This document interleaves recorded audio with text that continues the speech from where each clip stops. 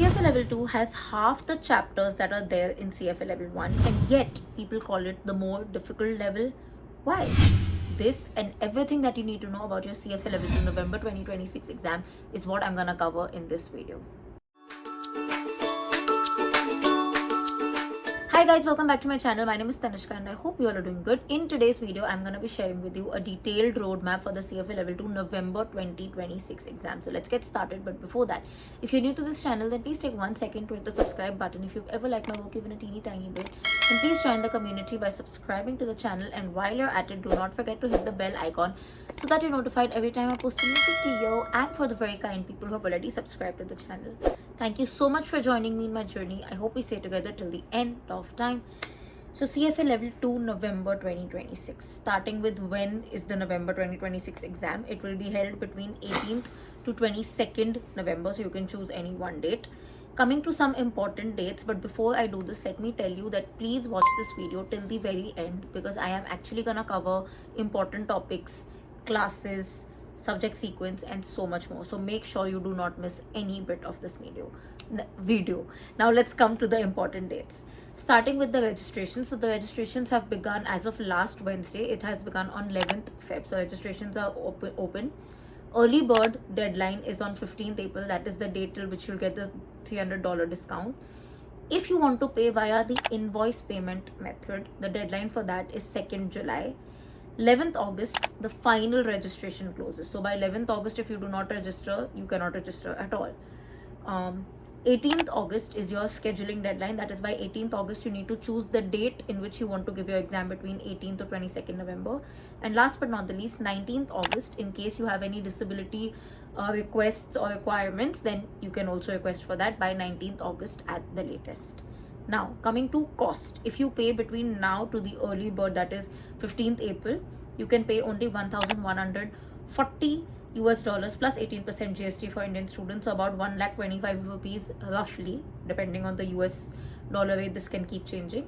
If you miss the 15th April date and end up paying till the 11th August date, you'll have to pay $1,490 plus 18% GST, which is roughly 1,60,000 rupees. Now, if you want to get a discount and pay only $400, then you can apply for the CFA Access Scholarship. The window of that is currently open and will be open till the 3rd of March. I've already made a detailed video on everything that you need to know about that. If you want to check that video out, then drop a comment saying CFA Access Scholarship and I'll share the link with you. Now, coming to the important bits. CFA level 2 has about 41 chapters as of 2026. So it's literally half of what's happening in CFA level 1, yet people call it the more crucial level because of execution. CFA level 2 is completely different in the sense that, first of all, it's not the basic MCQ. You are now dealing with vignettes or case study based questions. So that already is a shift. People get very nervous, very anxious when they deal with longer questions. You know, when they have to read a lot, of the question is very lengthy.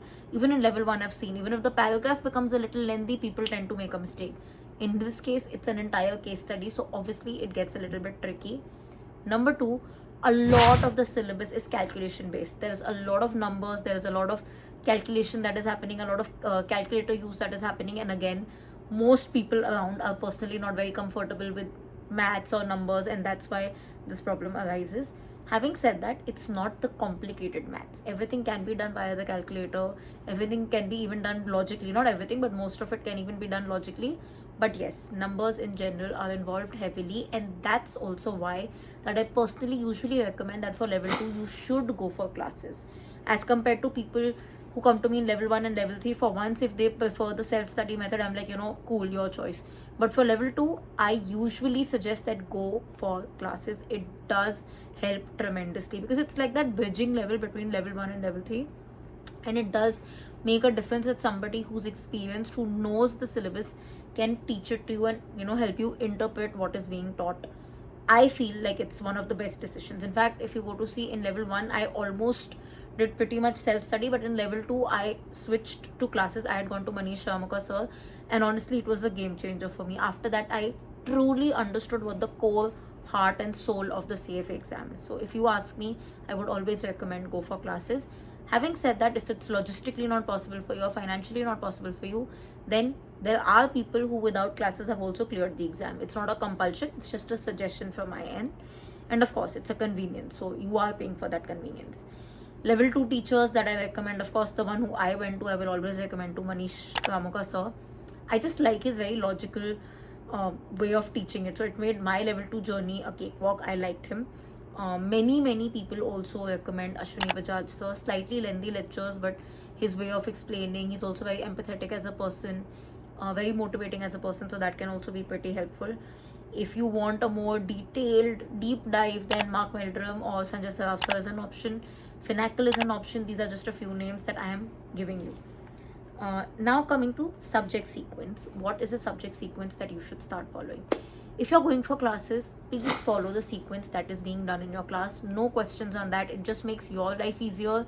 It will make your understanding easier, and it will take away all the pressure of what to do, how to do. Okay. If you are going the self-study path or going by the recorded lectures path wherein you have the liberty to choose your subject sequence, then please comment down subject sequence, and I will share with you a 60-second short wherein I have shared the detailed subject sequence for CFA level 2. Okay. Now,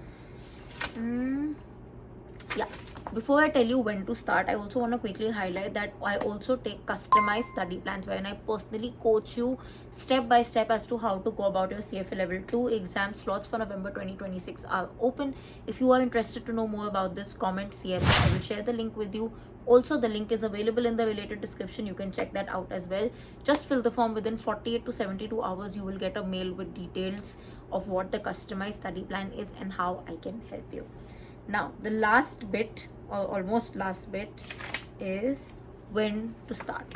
So even though CFA level 2 has lesser number of chapters, it has only 41 chapters, I do recommend that you start as early as at least March. One reason is that festive season comes between August to November, wherein most people tend to get distracted. Also, bimariyon ka season comes because malaria, dengue, so much happens in that period. Best to start now. If you are working full time, again, start now. Don't even wait for March if you're planning to give your exam in November. And if you're a full-time student as well, start now because you will need that extra time. Even though the syllabus may seem quantity-wise less, the time that you need to give for practice, the time that you need to give for understanding is something that you'll want to really focus on. Worst to worst situation, 5 to 6 months is needed for CFA level 2 by default. One last thing, hard topics, easy topics. So this is actually very fun because in level 1, the topics that most people struggle with, FSA, fixed income, becomes so much easier in level 2, like literally so much easier. I've seen people come and tell me, like, and I myself have experiences, that I hated FSA in level 1 and I love FSA in level 2. So please go with a completely new outlook. Do not hold the grudges or the positives that you've held in level 1 for any subject in level 2. Ethics, the syllabus is exactly the same like level 1, in fact lesser, because there is no GIPS. It's just the 7 standards. But like I said, the execution gets tougher. So do not hold yourself accountable that, oh, in level 1 I was so good or so bad in ethics, so the same will carry forward to level 2. No.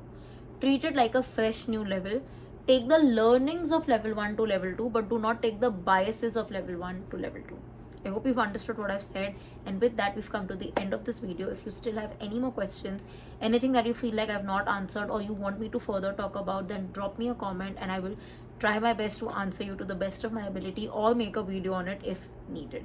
And if you like this particular video, don't forget to like, comment, share, subscribe. I'll see you guys very soon. Until then, keep sparkling and definitely keep learning.